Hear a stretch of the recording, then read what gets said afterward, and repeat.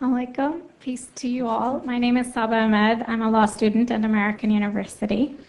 I am here to ask you a simple question. I know that we portray Islam and all Muslims as bad, but there's 1.8 billion Muslim followers of Islam.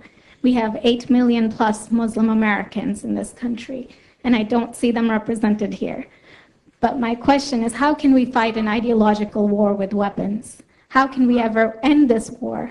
The jihadist ideology that you talk about, it's an ideology. How can you ever win this thing if you don't address it ideologically? Great question. I am so glad you're here, and I am so glad you brought that up because it gives us an opportunity to answer. What I find so amazing is since the beginning of this panel, which we are here about Benghazi attack against our people, not one person mentioned Muslims. We are here against Islam, or we're launching war against Muslims. We are here to discuss how 4 Americans died and what our government is doing. We were not here to bash Muslims. You were the one who brought up the issue about most Muslims, not us. And since you brought it up, allow me to elaborate with my answer. There are 1.2 billion Muslims in the world today. Of course, not all of them are radicals. The majority of them are peaceful people. The radicals are estimated to be between 15 to 25%, according to all intelligence services around the world. That leaves 75% of them peaceful people. But when you look at 15 to 25% of the world Muslim population, you're looking at 180 million to 300 million people dedicated to the destruction of Western civilization. That is as big as the United States. So why should we worry about the radicals, 15 to 25%? Because it is the radicals that kill. Because it is the radicals that behead and massacre. When you look throughout history, when you look at all the lessons of history, most Germans were peaceful. Yet the Nazis drove the agenda. And as a result, 60 million people died. Almost 14 million in concentration camps. 6 million were Jews. The peaceful majority were irrelevant. When you look at Russia, most Russians were peaceful as well.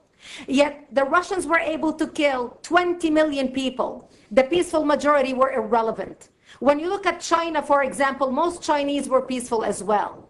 Yet the Chinese were able to kill 70 million people. The peaceful majority were irrelevant. When you look at Japan prior to World War II, most Japanese were peaceful as well. Yet Japan was able to butcher its way across Southeast Asia, killing 12 million people, mostly killed with bayonets and shovels. The peaceful majority were irrelevant. On September 11th in the United States, we had 2.3 million Arab Muslims living in the United States.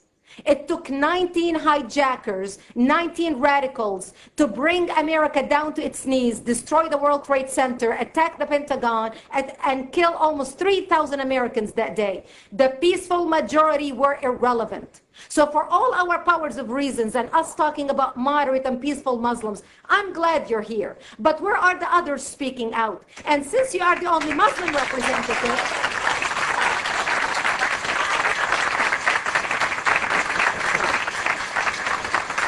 applause till the end.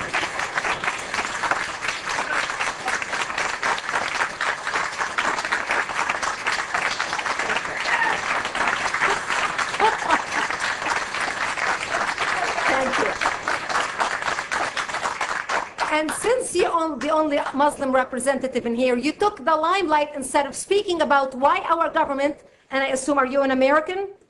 You're an American citizen. So as an American citizen, you sat in this room, and instead of standing up and saying a question or asking something about our 4 Americans that died and what our government is doing to correct the problem, you stood there to make a point about peaceful, moderate Muslims. I wish you brought 10 with you to question about how we can hold our government responsible.